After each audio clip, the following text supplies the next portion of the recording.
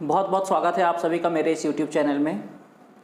हम लोग आज देखेंगे कि जितनी भी सरकारी नौकरियां होती है, विभिन्न प्रकार की जितनी भी सरकारी नौकरियां होती है, इन सभी के लिए हमें पढ़ना क्या पड़ता है। ठीक है, ये बिल्कुल नए विद्यार्थियों के लिए मैंने ये वीडियो बनाया है और ये इसलिए बना रहा हूँ चूँकि विद्यार्थी लोग जो है ये गुमराह हो जाते हैं कि हमें पढ़ना क्या है, क्या पढ़ना नहीं है। तो मैं बिल्कुल बता रहा हूँ कि जो विद्यार्थी जो हैं ये प्रतियोगिता परीक्षाओं की तैयारी के बारे में सोच रहे हैं कि हमें तैयारी करनी है, या जो अभी तुरंत मैट्रिक इंटर के एग्ज़ाम पास किए हैं, या जो ग्रेजुएशन वगैरह कर रहे हैं, तो साथ ही साथ में अगर तैयारी कंटिन्यू करना चाहते हैं तो साथ साथ में आप इन चीज़ों को भी पढ़ेंगे तो आप लोगों को फ़ायदा होगा। ठीक है, तो प्रतियोगिता परीक्षा के लिए हमें पढ़ना क्या क्या है, आइए बिना टाइम को वेस्ट करते हुए चलते हैं अपने सिलेबस पर। हाँ, और एक बात बता रहा हूँ कि ये जो सिलेबस होगा ये लगभग जितने भी सरकारी नौकरियां होती है, जितने भी गवर्नमेंट जॉब्स होते हैं, ठीक है, सभी के लिए समान रूप से उपयोगी होगा। कुछ एग्जाम में कुछ चैप्टर कम होते हैं, कुछ एग्जामिनेशंस में कुछ में चैप्टर ऐड होते हैं, बस अंतर इतना ही होता है। लेकिन सामान्य रूप से अगर हम इतनी तैयारी करके रखते हैं तो हमें लाभ होगा। ठीक है, कोई भी सरकारी नौकरी हो इसके लिए हमें 4 चीज़ें पढ़नी पड़ती हैं, जैसा कि आप बोर्ड में देख रहे हैं। पहली जो चीज़ है वो है सामान्य अध्ययन, जिसको हम लोग कहते हैं जनरल स्टडीज़ यानी कि जीएस। ठीक है, हम लोग बचपन से जीके सुनते आते हैं, ठीक है ना। जनरल नॉलेज, तो जनरल नॉलेज क्या होता है, 1 लाइनर क्वेश्चन आंसर होते हैं, एक क्वेश्चन हुआ उसका एक आंसर हो गया। ठीक है, तो जिसको हम लोग कहते हैं जीके। लेकिन प्रतियोगिता परीक्षा के लिए हमें जीके नहीं पढ़ना है, हमें पढ़ना है जीएस, मतलब सामान्य जानकारी। उस सब्जेक्ट को पर्टिकुलर जो है ये पूरी तरह से डीप स्टडी करना है और उसके बाद में उसके बारे में हमें अपनी जानकारी बढ़ा कर रखनी है। और जब परीक्षा में प्रश्न आएंगे, मल्टीपल चॉइस ऑब्जेक्टिव्स भी हो सकते हैं, कुछ एग्जाम में डिस्क्रिप्टिव भी हो सकते हैं। ठीक है, तो वैसी स्थिति में हमें फायदा होगा। इसीलिए जब हम जीके को सविस्तार से विस्तार पूर्वक पढ़ते हैं तो उसी को हम लोग कहते हैं जीएस यानी जनरल स्टडीज, सामान्य अध्ययन।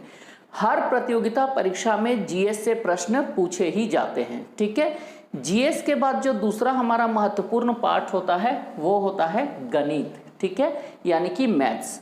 हर प्रतियोगिता परीक्षा में गणित से प्रश्न होते ही होते हैं। गणित जो होते हैं ये बेसिक्स 10th लेवल के गणित होते हैं, बहुत ऊंचे लेवल के आपको नहीं आते हैं। 10वीं कक्षा तक के गणित को अगर आप पढ़ लेते हैं अच्छे से, जो बेसिक कॉन्सेप्ट्स हैं, तो आपका काम बन जाएगा। थर्ड चीज जो है ये होता है रीजनिंग, है ना। रीजनिंग को हम तार्किक अभियोग्यता, सांख्यिक अभियोग्यता आदि शब्दों से भी संबोधित करते हैं।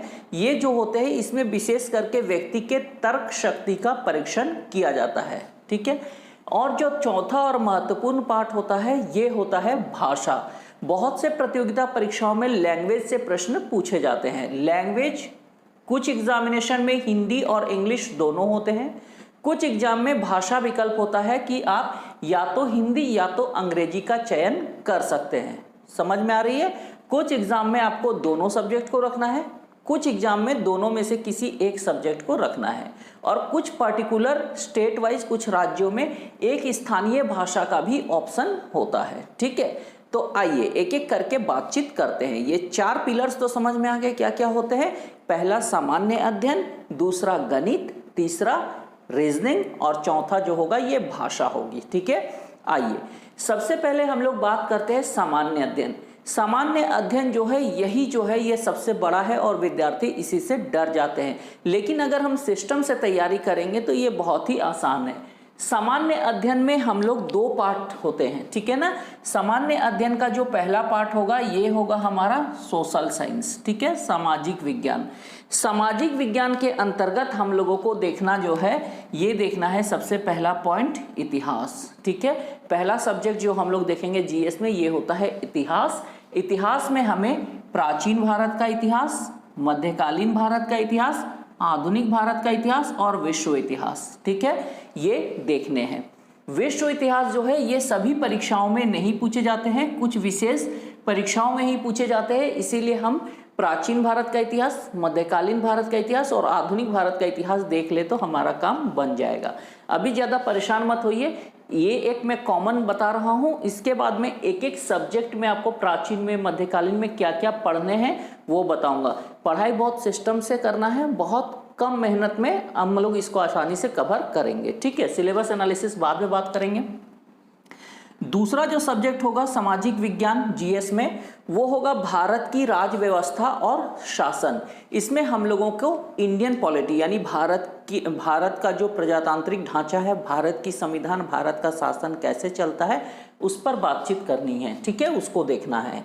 इसके बाद जो थर्ड चैप्टर है, ये थर्ड टॉपिक है, ये है भारत एवं विश्व का भूगोल।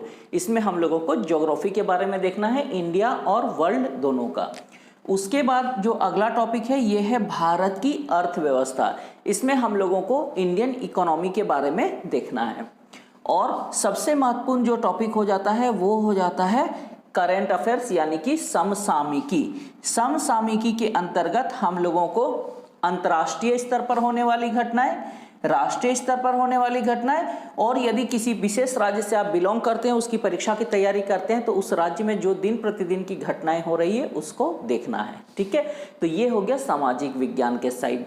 दूसरा साइड है सामान्य विज्ञान। तो सामान्य विज्ञान में जनरली हम लोग जो ट्रेडिशनल पढ़ते आ रहे हैं, ठीक है, ट्रेडिशनल विज्ञान वो हम लोगों को पढ़ना है। सामान्य विज्ञान में, ट्रेडिशनल विज्ञान में हम लोग क्या क्या पढ़े हैं, तो एक पढ़ना है हम लोगों को भौतिकी एवं कंप्यूटर। तो फिजिक्स और फिजिक्स के साथ साथ कंप्यूटर, आप देखते हैं कंप्यूटर से प्रश्न होते हैं। सेकंड देखना है केमिस्ट्री, ठीक है, और थर्ड देखना है जीव विज्ञान और पर्यावरण यानी बायो और एनवायरनमेंट। ठीक है, तो इस तरह से ये सामान्य विज्ञान हमारा कंप्लीट होगा।